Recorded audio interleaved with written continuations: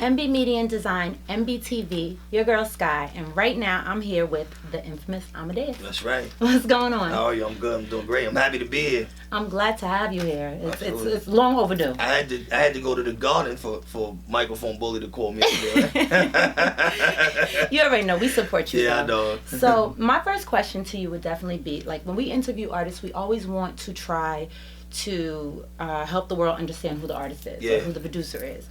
You know, what do you want the world to know about you? I mean, at this point, it's the artistry aspect of my career is new to everybody right now. They just kind of found out that I rap now. Right. You know, I purposely intended to design it that way because I kind of felt like, you know, I wanted people to respect me as a businessman first. So I went behind the scenes and built myself as a videographer and now as a radio DJ and things like that. And I guess it's just more about just proving that it can be done as long as you set realistic goals for yourself. Yeah. It's just about having realistic goals. I think sometimes guys just try to shoot for the stars. You know, let's shoot for the sky first. I heard that. And then shoot for the stars. Like, you know what I mean? So it can be done. I'm a prime example of a blueprint that was laid out. And I think everybody's seeing my vision right now come to life in front of everyone. You know what I mean? I love that. All right, so let's start with your Nat Geo special. Yeah. You, it was on Hustling Nutcrackers. How did that even come about? I mean, they found me on Facebook, okay, more or less, but I had a big buzz in the streets with Nutcrackers because at this time, this was the height of my film career. So I was shooting videos for Fetty Wap and, you know, rest in peace, Prodigy. I shot his last music video, The Locks, bunch of people. And, you know, I'm in a situation where, like, 12 o'clock, the liquor store closed. So I'm pulling up with a trunk full of nutcrackers and basically doubling my bread. So I was selling specifically in circles where, you know, it spread quickly, you know, because people always follow the trend in a sense, you know what I mean? Right. And Nat Geo got wind, and, yo, they DM'd me on Facebook, like, yo, I've been hearing about you with this Nutcrackers. We got this show called Underworld Inc., and we shot moonshine in the woods and some shit, and we want to come to New York and film it. I thought they was bullshitting, but they really came to New York, and I sat down with the lady. She was feeling my energy. She's like, listen, we're going to start filming tomorrow. Wow. And that was the point that kind of really changed things for me, because that set up the path for radio. Open doors. It opened the door. It was a risk. You know, like I was saying, realistic expectations, but also not being afraid to take risks. Because it was a risk. My mom thought I was bugging. I'm going on national television. You know what I'm saying? No mask on and shit. But in a sense, it's like you meet people from VH1, you meet people from BT. You don't meet nobody from National Geographic. Yeah, exactly. So people took a liking to that shit. Like, nah, he's someone like me that's in the hood, and I can respect that. You know what I mean? So the National Geographic was simply amazing, and it changed my life. Honestly, you know what I mean? Definitely, absolutely. That's a hustler for real. Yeah, that was flavor. Now let's talk about your role over at Sirius XM. You're doing major things over there. Yeah. Talk a little bit about what you're doing. Yeah, so I work on the Lord Sear special. It's hosted by Lord Sear, who's one of the great radio personalities Shout out to Lord Sear. Of the world. We're on 12 to 4 Monday through Friday. I'm on Thursdays 3 to 4 DJing, but I manage him, and I also assist in like content for the show. So I created a cipher. Like we were talking off air on Wednesdays. I bring 3 unsigned artists every week to rap live on the radio. I handle guest bookings. I pretty much handle a lot of the aspects. You're doing a lot of things over there. I am. I'm doing a lot of things over there. And Sirius XM is such an amazing platform because you're not limited to a playlist. In a sense, like if you're an FM radio DJ, you gotta walk in the room and you gotta play what's on the wall. At Sirius XM, we can be creative and we can play whatever we want. And it's a little freer. And our station really caters to the lyricists. Remember, it's subscriber based, so people are subscribing to hear the content that they want to hear. So we're able to kind of give it back and also show love to the legends that's maybe they're not getting the look right now, but we can bring them up to Shade 4-5. We could pull out a Cool G rap. We could pull out, you know, a classic artist. Like I had Tragedy Gaddafi up there. Tragedy Gaddafi is one of the guys that started the Queensbridge hip hop movement. A definite legend. They're not getting a look on FM, but we can give them the look on Sirius. So it's amazing just being in that platform, being in that building with guys like Sway. Dre, and just all the dope celebrities that be there. I seen Hillary Clinton in there one day. Like it's weird. Like you don't know who's gonna go. Right. And that's the flip side too. It's not only limited to hip hop. Right. It's very diverse. It's comedians. It's acting. It's activists. It's politicians. It's a really open market. And it spreads across the globe. Right. So it's just amazing for me to come from where I come from, to even be in that building, busting plays the way I'm busting plays. I can't ask for more. That's dope. Absolutely. Now, you had the chance to DJ at Madison Square Garden. Yeah. I know that was crazy. Talk to me about that. I can't even describe. There's no description of what it feels like to DJ at the Garden. I mean, you're from New York. There's basically 3 buildings that solidify New York. Yeah. You know, unfortunately, the Twin Towers, and then you have the Empire State Building, and you have Madison Square Garden. And I ain't gonna lie, like when I was on the train, me and Shy Boogie, we took the train down there. I was shitting bricks low key, like down there, like my nerves was kicking in. Yeah, I can imagine. But I'm not gonna hold you. Like once I got there. And like I see my name on my fucking face on the Titantron in the Garden, it was just go time. And it was weird because I felt like I was by myself at that point.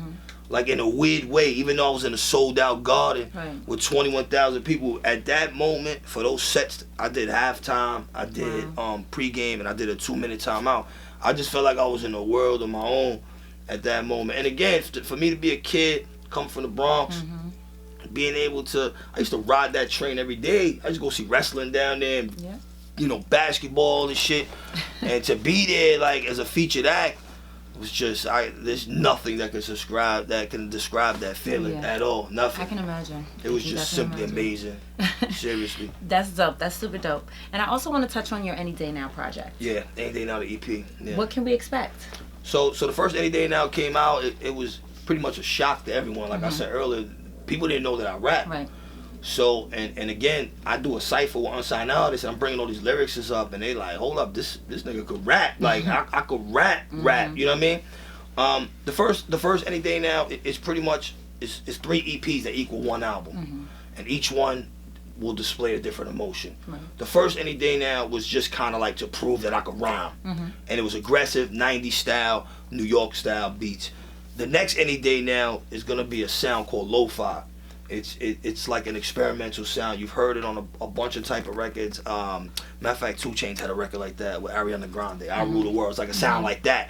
Like super like acoustic type of thing where I can expand more on content. And then the last one will just kind of just, you know, we'll go with the flow. Might do R&B, who knows? Like whatever I'm feeling at that time. It'll be the summertime by then. And then I'm gonna basically release it out and like vinyl and cassettes all as one album. As a whole. As like a collector's edition.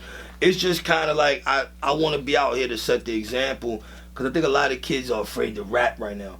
They're being sold a vision of like you have to sound a certain way and you gotta down your content and maybe even your intelligence to a certain point. And what's ended up happening is that we're building artists that are only relevant for a month or 2. We're not building legacy, timeless music. And any artist from any generation, the one thing that they all have in common, I'm talking about legendary niggas, they can all rap.